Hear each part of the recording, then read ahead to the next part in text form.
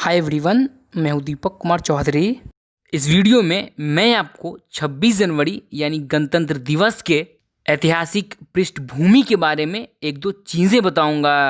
अब देखिए, सबसे पहला प्रश्न उठता है कि हम गणतंत्र दिवस मनाते क्यों हैं।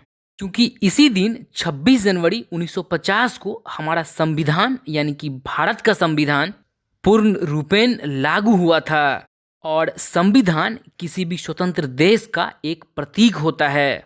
और हमारा देश यानी कि भारत 15 अगस्त 1947 को आज़ाद हो चुका था।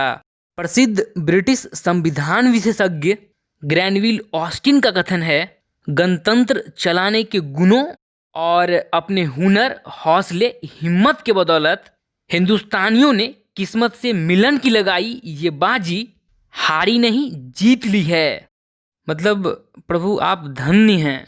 यानी भारतीय स्वतंत्रता का पहला संघर्ष 1857 से लेकर 1947 तक चले एक के बाद एक राष्ट्रव्यापी राष्ट्रवादी जन आंदोलनों, संघर्षों और विद्रोहों के बाद मिलने वाली स्वतंत्रता भी यानी कि भारत का गणतंत्र होना ऑस्टिन साहब को महज किस्मत से मिलन की बाजी ही प्रतीत होती है। मतलब हद हो गई यार। यानी आपको क्या लगता है कि क्लेमेंट एटली साहब ब्रिटेन के प्रधानमंत्री का चुनाव जीतते हैं और भारत को स्वतंत्रता का तोहफा देने के लिए पैथिक लॉरेंस, स्टैफोर्ड क्रिप्स और एवी अलेक्जेंडर को कैबिनेट मिशन बनाकर भारत भेज देते हैं।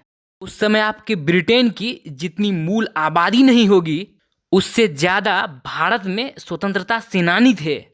बहुत लंबा संघर्ष है भाई। 9 दिसंबर 1946 को भारतीय संविधान रूपी जिस इमारत के निर्माण की शुरुआत की गई थी, वास्तव में उसकी नींव बहुत पहले ही रखी जा चुकी थी। 1857 के जिस विद्रोह को आप अंग्रेज, बर्बरता एवं सभ्यता के बीच युद्ध, या धर्मांधों का ईसाइयों के विरुद्ध युद्ध, या हिंदू मुस्लिम का अंग्रेजों के विरुद्ध षड्यंत्र से आगे कुछ नहीं मानते हैं, आपको बता दें कि उसी क्रांति के दौरान बागी सिपाहियों ने भी हिंदुस्तान का अपना संविधान बनाने की कोशिश की थी। आपने 1857 के विद्रोह का बर्बरतापूर्ण सफल दमन तो कर दिया, लेकिन स्वतंत्र भारत के आकांक्षा का दमन नहीं कर पाए। और अगर आप घटनाक्रम को ध्यान से देखें तो भारत के स्वतंत्रता और संविधान निर्माण के लिए एक के बाद एक निरंतर संघर्ष और प्रयास होते रहे। और जहां तक भारत के संविधान निर्माण के लिए संविधान सभा के गठन का विचार है, तो यह सर्वप्रथम 1934 ईस्वी में एम.एन. रॉय द्वारा दिया गया। फिर वर्ष 1934 में ही स्वराज पार्टी द्वारा संविधान सभा के गठन का प्रस्ताव रखा गया। इसके बाद 1935 में भारतीय राष्ट्रीय कांग्रेस द्वारा संविधान सभा के निर्माण की आधिकारिक मांग की गई। इसके बाद 1938 में पंडित नेहरू द्वारा संविधान निर्माण हेतु वयस्क मताधिकार की बात। फिर 1940 में अगस्त प्रस्ताव, 1942 में क्रिप्स मिशन जैसे अनेक प्रयासों के बाद अंततः 1946 ईस्वी में 3 सदस्यीय cabinet mission Pethick Lawrence, sir Stafford Cripps और एवी अलेक्जेंडर को भारत भेजा गया।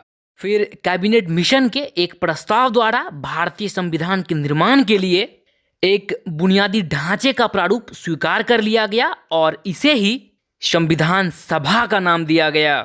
संविधान निर्माताओं ने लगभग 60 से भी अधिक देशों के संविधानों का अवलोकन करते हुए 2 साल 11 महीने और 18 दिनों में यानी 26 नवंबर 1949 को भारतीय संविधान को बनाकर तैयार किया, जिसे संविधान सभा के सदस्यों ने पारित किया।